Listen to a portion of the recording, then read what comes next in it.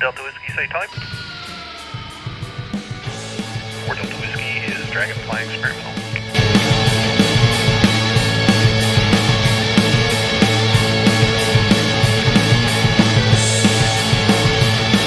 Welcome back, pilots, aviators, home builders, and people all across the world who like talking about cool stuff like building experimental airplanes and aviation. Here we are again, back in the aircraft shed here in Middle Tennessee, my tiny, insignificant little YouTube channel on the big bad internet. Gonna be a little bit different format today, guys. I had done a time lapse, had some corrupted SD cards or whatever, camera issues. You know, I'm not a professional at this, and I don't pretend to be. So we're going to do a little bit different sort of presentation. What I did end up with was a bunch of cool pictures that I had taken during the process. And what we're going to talk about today is correcting some of the things that were done by the past builders of the airframe that I got, and some of the modifications that I'm doing to it for me to make it my own. So stand by, grab your coffee, and I'll join you on the computer. Okay, guys, what we see here is the fuselage as I received it. It looks pretty complete, and it is. Like any other project, there are things that probably need to be redone. Wasn't done to my satisfaction or whatever. But my purpose here is not to denigrate or downplay any of the work that was done previously. It's not that it was poor. There are some things I felt like could be better, and there definitely was a couple of different hands in it. Here's the airplane in my airplane shed.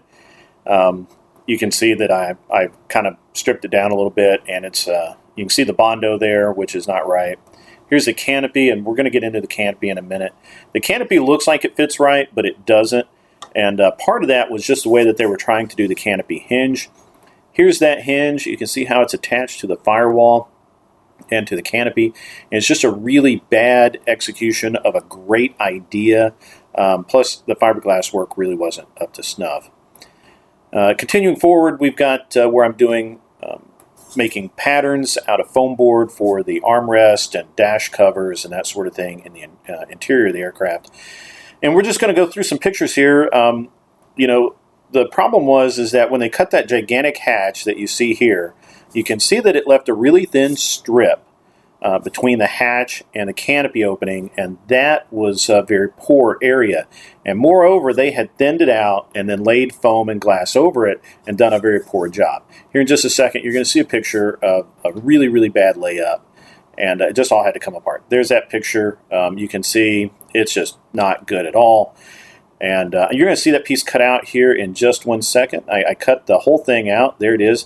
The back of that is really thick glass. They had ground out the foam and then glassed it up, probably for clearance for the hinge, and then put foam and glass back over it.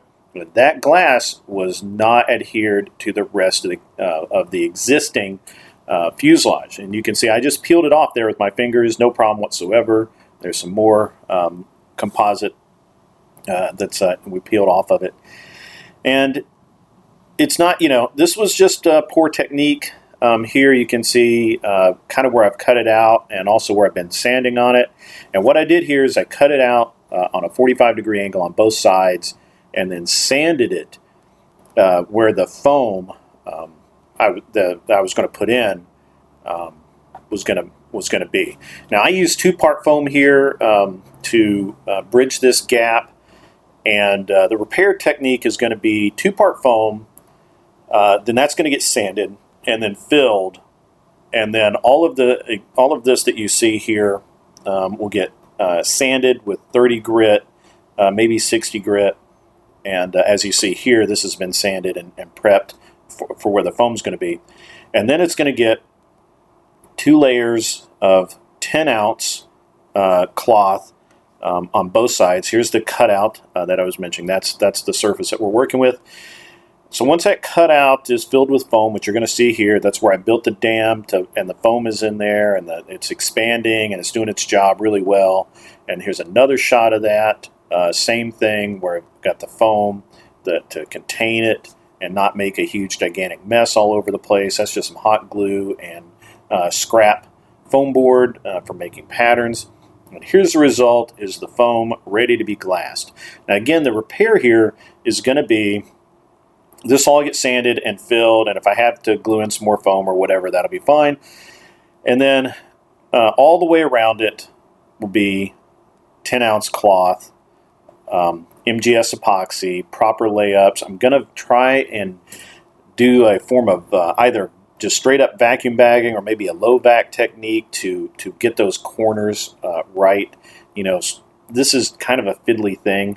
Although initially I may just do the top and bottom, because the sides still have to be fitted for the hatch and the canopy.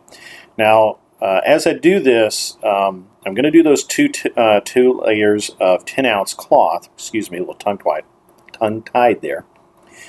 And then I'm going to lay 1 or 2 layers of carbon twill, top and bottom of that too, that will extend all the way over to the corners of the fuselage.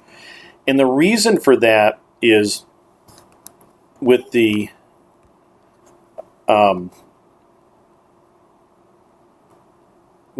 being as thin as it is, I need the strength, okay?